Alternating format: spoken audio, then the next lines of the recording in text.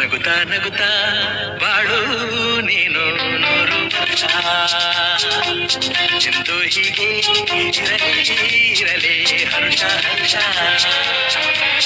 ಬಾಳಿನ ದೀಪ ನಿನ್ನ ನಗು ದೇವರ ರೂಪ ನೀನೆ ಮಗು ನಗುತ್ತಾ ನಗುತ್ತಾ ಬಾಳು ನೀನು ನೂರು ವರ್ಷ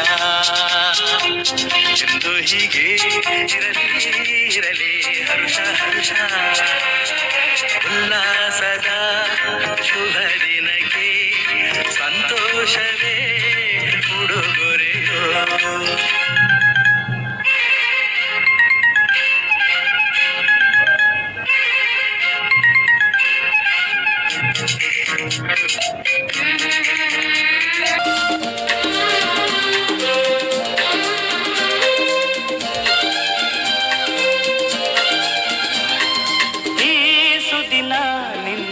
ಜನುಮದಿನ ಸಂತೋಷದ ಶುಭ ಸುದಿನ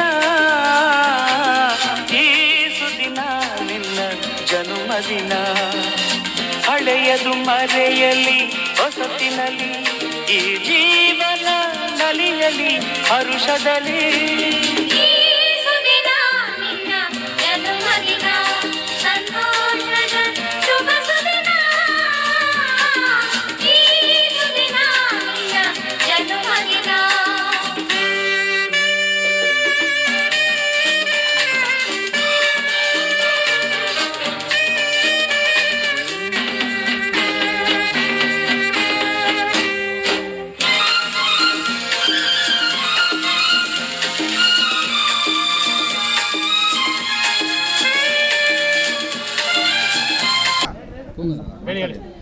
ಸರ್, ಇವತ್ತು ಡಿಸೆಂಬರ್ 20ನೇ ತಾರೀಕು ನಮ್ಮೆಲ್ಲರಿಗೂ ಒಂಥರ ಊರ ಹಬ್ಬ ಅಂತಲೇ ಹೇಳ್ಬೋದು, ಒಂದು ಜಾತ್ರೆ ಅಂತಲೂ ಹೇಳ್ಬೋದು. ಯಾಕಂದರೆ ಇವತ್ತು ನಿಮ್ಮೆಲ್ಲರ ಯುವಕರ ಬಂದು ಬಡವರ ಆಶಾ ಕಿರಣ ಜಿ ವಿ ನಾಗಣ್ಣವ್ರು ಹುಟ್ಟುಹಬ್ಬ ಅಂದರೆ ನಮಗೊಂಥರ ಊರಹಬ್ಬ ಇದ್ದಂಗೆ.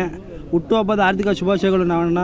ದೇವರು ನಿಮಗೆ ತಾಯಿ ಚಾಮುಂಡೇಶ್ವರಿ ಆಶೀರ್ವಾದ, ಆಯಸ್ಸು, ಆರೋಗ್ಯ, ಐಶ್ವರ್ಯ, ನಿಮ್ಮ ಮುಂದಿನ ಯಶಸ್ಸು ಎಲ್ಲ ಜೋರಾಗಿ ಕೊಟ್ಟು ಕಾಪಾಡಲಿ. ಆ್ಯಕ್ಚುಲಿ ಮೊದಲನೇದಾಗಿ ನಾಗಣ್ಣವರಿಗೆ ಹುಟ್ಟುಹಬ್ಬದ ಶುಭಾಶಯಗಳನ್ನ ಹೇಳ್ತಾ ಇದ್ದೀನಿ. ಯಾಕಂತಂದರೆ ಇಲ್ಲಿ ಎಷ್ಟೋ ಜನ ಯುವಕರು ಬಂದಿದ್ದಾರೆ, ಎಲ್ಲ ಕೆಲಸ ಕಾರ್ಯ ಬಿಟ್ಟು ಬಂದಿದ್ದಾರೆ. ರಾಜಕಾರಣಿಗಳಿಗೆ ಆಲ್ಮೋಸ್ಟ್ ನಾವೆಲ್ಲರನ್ನೂ ದುಡ್ಡು ಕೊಟ್ಟು ಕಳಿಸ್ತೀವಿ.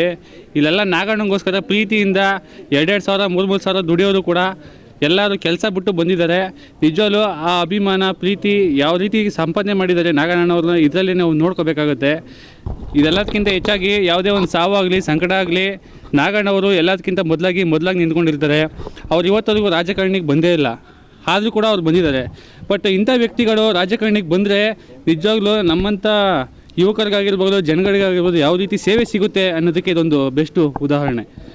ಇದು ನಮ್ಮ ಜಿ ವಿ ನಾಗರಾಜ್ ಅವರ ಹುಟ್ಟುಹಬ್ಬ. ಇವತ್ತು ನಮ್ಮ ಒಬ್ಬರದೇ ಶ್ರಮ ಇಲ್ಲ, ಇಡೀ ಕರ್ನಾಟಕ ರತ್ನ ಅಪ್ಪು ಬಾಯ್ಸ್ ಹಾಗೂ G V Nagaraj youth brigade ಅನ್ನೋದು ಒಂದು ಸಂಸ್ಥೆಯನ್ನು ಮಾಡ್ಕೊಂಡಿದ್ದೀವಿ. ಅದರಿಂದ ಎಲ್ಲ ಹುಡುಗರು ಇವತ್ತು ನಿನ್ನೆಯಿಂದನೂ ಒಂದು ಹೊಸ್ದಾಗಿ ಏನಾದರೂ ಒಂದು ಮಾಡಬೇಕು ಡಿಫ್ರೆಂಟಾಗಿ. ಅವ್ರು ನಮಗೋಸ್ಕರ ದುಡಿಯೋದೇನೆಂದರೆ ಹಗಲು ರಾತ್ರಿ ಪಾರ್ಕು ಕೆರೆ ಅನ್ನೋದು ದುಡ್ಕೊಂಬಂದು ನಮ್ಗೆ ಸೇವೆ ಮಾಡಬೇಕು ಅನ್ನೋದು ಅವ್ರ ಉದ್ದೇಶ. ಅದರಿಂದ ನಾವು ಇವತ್ತು ಆ ಕಾನ್ಸೆಪ್ಟಲ್ಲಿ ಅವ್ರಿಗೊಂದು ಕೇಕ್ ಮಾಡಿಸಿದ್ದೀವಿ. ನಮ್ಮ ಖುಷಿಗೆ ಇವತ್ತು ಯಾವಾಗ 20ನೇ ತಾರೀಕು ಬರುತ್ತೆ ಅಂತ ಕಾಯ್ಕೊಂಡು ಕುಂತಿದ್ವಿ. ಇವತ್ತು 20ನೇ ತಾರೀಕು ಬಂದ್ಬಿಟ್ಟಿದೆ. ಆದರೆ ಇವತ್ತು ಒಂದು ಹುಟ್ಟದ ಹಬ್ಬದ ರೀತಿಯಲ್ಲಿ ಆಚರಿಸ್ತಾ ಇದ್ದೀವಿ. ಮುಂದೆ ಏನಾಗಬೇಕು ಅಂತ ಬಯಸ್ತೀರಾ?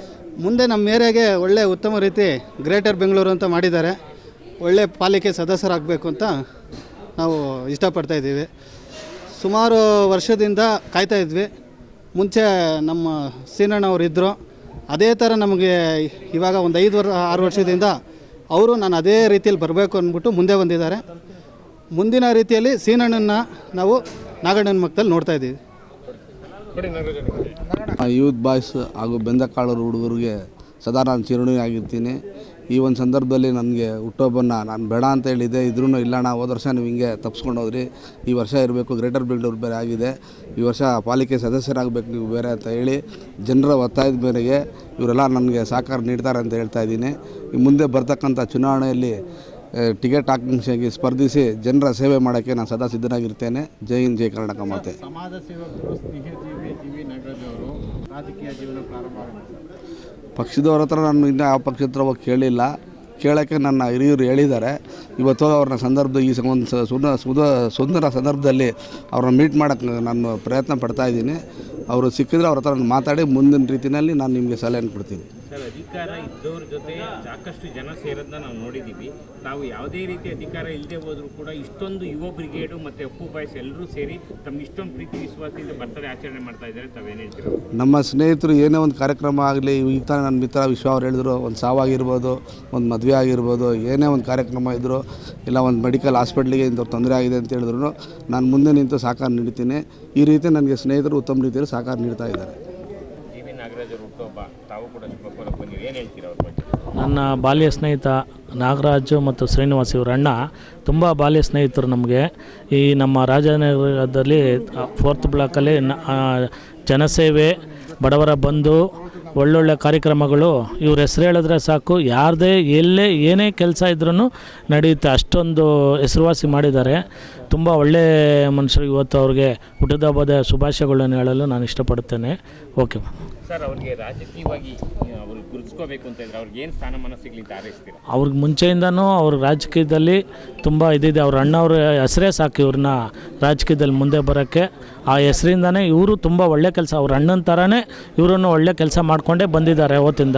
ಈ ಸಲ ಗ್ರೇಟರ್ ಬೆಂಗಳೂರಿಂದ ಇವರಿಗೆ ಒಂದು ಒಳ್ಳೆ ಇದು ಸಿಗಲಿ ಅನ್ನೋದು ನಮ್ಮ ಆರೈಕೆ.